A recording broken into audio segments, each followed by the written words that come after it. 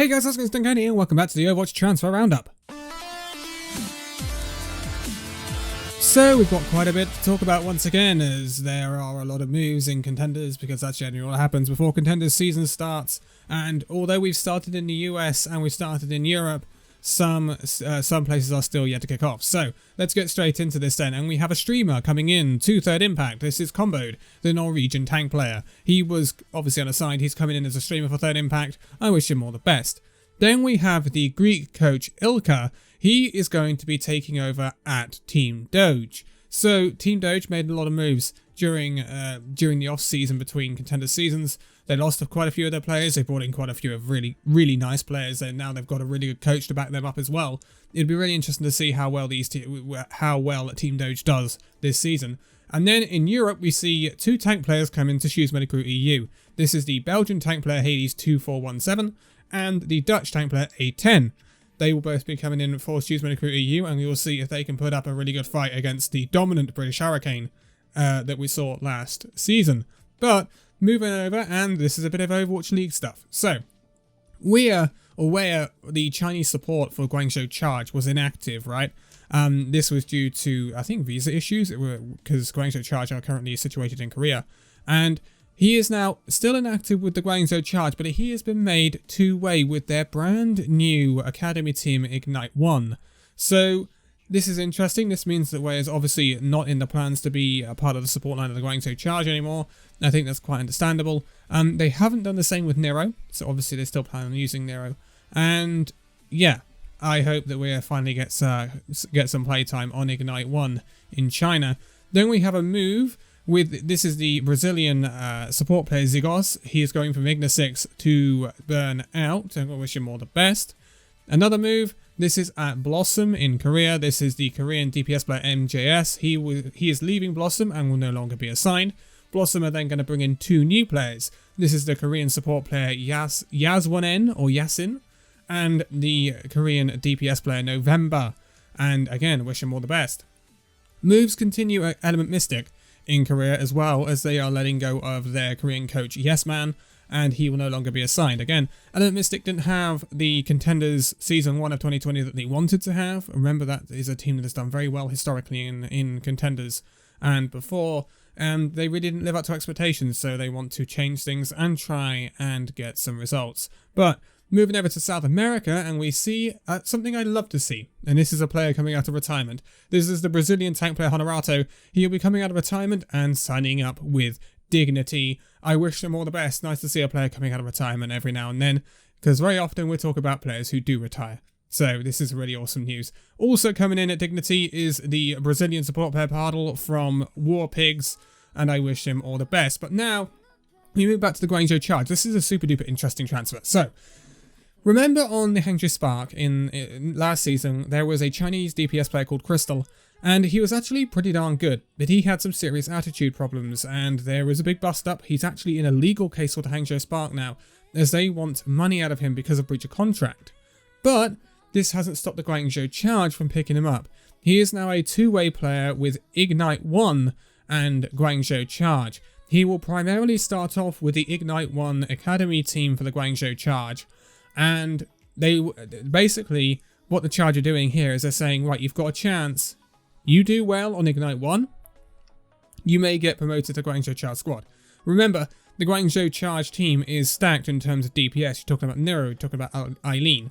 So this is an interesting move from the Guangzhou Charge, but they are putting the gauntlet down to Crystal here. They're saying, look, you've got good quality, but you've got to prove that you have got the mental attitude to be an Overwatch League player. So go and play for Ignite 1, do well, and maybe we'll look at it. So this is a very interesting move, and it's interesting to see Crystal back. It'll be interesting to see how Ignite 1 do in Chinese Contenders. Guangzhou Charge did originally have a Contenders Academy team. They were called T1W, I think, or something like that. But then they left. The Academy team didn't have an Academy team, and now they're bringing it back with Ignite 1. So it's going to be very, very interesting to see what they do. But at Element Mystic, they've replaced the coach that they lost, or got rid of, with Damon, the Korean coach. Now, Damon He is actually a name we have heard of before because he was actually in the Overwatch League with the Shanghai Dragons back when that was a 0-40 season. That doesn't sound very good, does it? It'll be interesting to see how he does as a coach for Element Mystic. Sometimes we can see people be very good coaches and they weren't that good as a player, or they weren't that groundbreaking as a player. So yeah, it should be super interesting. He has a lot of storied history in Apex and Contenders and the Overwatch League, so he's coming in with very valuable knowledge, even if it isn't the best knowledge at that 12th placed, well, there were only 12 teams at that time, but that 12th place at Shanghai Dragons 0-40 squad. But I wish him all the best at Element Mystic. Now we move over to South America for a little bit. A lot of changes and they say. So, and they say really broke the mold in South America the start of this year. They came out of nowhere and they absolutely dominated most of the time anyway. So they're going to make a few changes here. They're signing up the Argentinian tank player Maximo from Petitos. I don't know whether Petitos are continuing playing, actually. That's an interesting thing to work out. I don't think they've disbanded. No, I think they are fine, but they're kind of struggling for a roster right now. He's going into Endese. They are also they're also going to change one of their staff members. This was the Brazilian staff member Casma. He's moving from staff to being a player, so he will be a support player for Endese. This means that they're also going to bring in a coach. This is their tank player Yax, the Brazilian tank player Yax. He was a player. He's now moving to a coach role, and then they're going to let go of 4 players. This is the support player Quigindaha. I'm sorry, or Kejindaha. I think that's probably Kejindaha. I'm very, very sorry. Tank players Michelle or Michael and Ankle, and then the support player Ryzen 7. They will all be leaving Endese and will be no longer assigned. Endese will be looking to replace these players in due course, I am sure. But now we move to the Overwatch League. Yes, we have some more Overwatch League stuff to cover. So, we have seen a change at the Toronto Defiant. This is them bringing in the American coach, Spazzo. He was the head coach of Talon Esports. So Talon Esports, obviously they were competing at the very, very top of the Pacific region of Contenders. The Pacific region of Contenders no longer exists anymore, but Talon Esports have been moved to the Korean region to give that a go. Yeah, they probably won't dominate in Korea like they did in the Pacific, but it should be really interesting. But he's moving to an assistant coach role at Toronto Defiant, and I wish him all the best. I hope he does well. Toronto Defiant, they could really use that extra coaching, and I think Toronto Defiant have a lot of capability, a lot of potential, I should say, if they could get directed into the right direction. But sticking with the Overwatch League, and we have someone being let go. Actually, this is the Houston Outlaws. This is the Belgian tank player Spree. He's been at the Outlaws since the start. But he is very reliant on that area, and we haven't seen much of Spree very recently. He moved to more of a inactive coach role earlier this season, but now he's going to completely leave the Outlaws and become unassigned. This frees up a spot at the Outlaws as well, and this should be really interesting. Although he wasn't on a massive payroll, he did take a massive pay cut to help out the Outlaws to bring in Jexa, I believe, at the start of the season, which was a very admirable thing to do. There is some deadwood at the Houston Outlaws, and I'm sure they will get rid of it. I don't know whether you think you know who I'm on about, but we have a new team to go through in North America. I do love going through new teams. It really, really impresses me when I see new teams come in. So this is an entire new team. They're called Slepton. They're going to compete in North American Contenders, and their team is as follows: the American manager Baguette, the coaches Fact Fiction, who you will have heard of, and Gods, again you would have heard of. Both names we have seen in the Overwatch League before, and I wish them all the best. Some of them in the Overwatch World Cup as well. Support players, 2 American support players, Carrots and Moza. Then the American tank player Cowman 711. Then the Danish tank player Doge. The American DPS player S9M or S9M. That's what I'm going to say. And the Norwegian DPS player Track.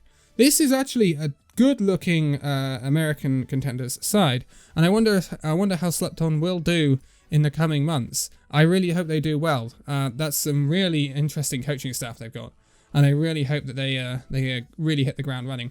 And it's not always a given that Contenders teams have coaching staff. Team Doge won Contenders in Season 1 of North America without having any coaching staff, as far as I know. So yeah, you don't always have coaching staff to do well in Contenders, but coming in with coaching staff is always a very interesting thing. So, We move to WGS Phoenix, or World Game Star Phoenix in Korea. This is them letting go of the Korean support player Vigilante. They will bring in a new Korean support player called Waffle, who will be turning out for them in this new Contenders Korea season. Another movement in Europe.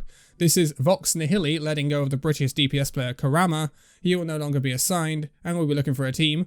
Then we have a movement back in NA, and this is interesting. Well, two movements in NA actually. This is the Boston Uprising, or the Uprising Academy, letting go of the head coach Spilo.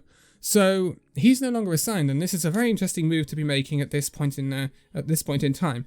Uprising Academy did not get through trials, and I think they're pretty disappointed with that. And this is obviously what's probably caused this change in coaching role. And yeah, Uprising Academy will want to push on because they're a team that want to be in Contenders, not just Contenders Trials. They missed out, and they will be looking to improve next month. We have a move at Square One. This is them letting go of the American support player Ultraviolet. He will no longer be assigned and will be looking for a team. Now we have a roster coming in to Like This Player. Like This Player is obviously one of the teams we've been talking about a lot about in Chinese Contenders recently. So this is an interesting new roster. They've brought in 2 Chinese support players, Sleep and Mizuki. 2 tank players, 1 Chinese